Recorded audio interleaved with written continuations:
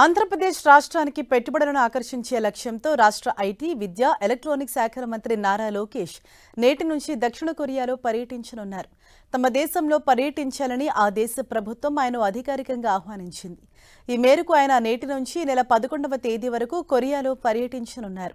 ఈ పర్యటనలో భాగంగా మంత్రి లోకేష్ కొరియాలోని పలు మంత్రిత్వ శాఖల ప్రతినిధులు, పారిశ్రామికవేత్తలతో కీలక సమావేశాల్లో పాల్గొంటారు. ఈ పర్యటన ద్వైపాక్షిక సహకారాన్ని పెంపొందించేందుకు దోహదపడుతుందని చెన్నైలోని దక్షిణ కొరియా కాన్సులేట్ జనరల్ చాంగ్ న్యూన్ కిమ్ మంత్రి లోకేష్కు పంపిన ఆహ్వాన లేఖలో పేర్కొన్నారు. భారత్, కొరియా మధ్య సంబంధాలను మరింత పటిష్టం చేయటంలో ఈ పర్యటన ఒక కీలక ముందడుగవుతుందని ఆయన ఆశాభావం వ్యక్తం చేశారు.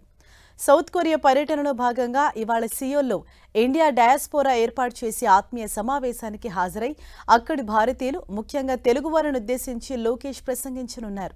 జూలై 6వ తేదీన దక్షిణ కొరియాకు చెందిన టెక్ స్టార్టప్ సంస్థల ప్రతినిధులతో రౌండ్ టేబుల్ సమావేశంలో పాల్గొని పెట్టుబడులపై చర్చలు జరుపుతారు. అనంతరం హ్యాసాంగ్ భారీ పరిశ్రమల సంఘం అధ్యక్షుడు Takeshi Yokota, Seoul semiconductors vice president Taehyung లీగ్తో లోకేష్ ప్రత్యేకంగా సమావేశమవుతారు.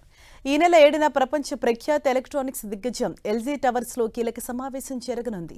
ఎల్జీ కెమ్ గ్లోబల్ స్ట్రాటజీ సెంటర్ ప్రెసిడెంట్ యున్జో కోహ్ ఏర్పాటు చేసిన విందు సమావేశంలో లోకేష్ పాల్గొంటారు.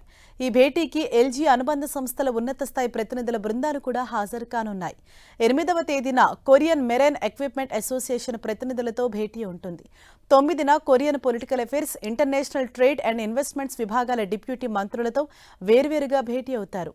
ఈ నెల 10వ తేదీన వివిధ సంస్థల ప్రతినిధులతో పెట్టుబడుల గురించి చర్చించడంతో పాటు Korea auto industry cooperation agency ప్రతినిధులతో రౌండ్ టేబుల్ సమావేశానికి హాజరవుతారు. అదే రోజు రాత్రి విశాఖలో జరగనున్న సిఐఐ పార్ట్నర్షిప్ సమ్మిట్ 2026ను విజయవంతం చేయాలని కోరుతూ కొరియా కంపెనీల ప్రతినిధులతో నిర్వహించే ప్రత్యేక రోడ్ షోలో పాల్గొంటారు. 11వ తేదీన దక్షిణ కొరియా నుంచి తిరిగి రానున్నారు.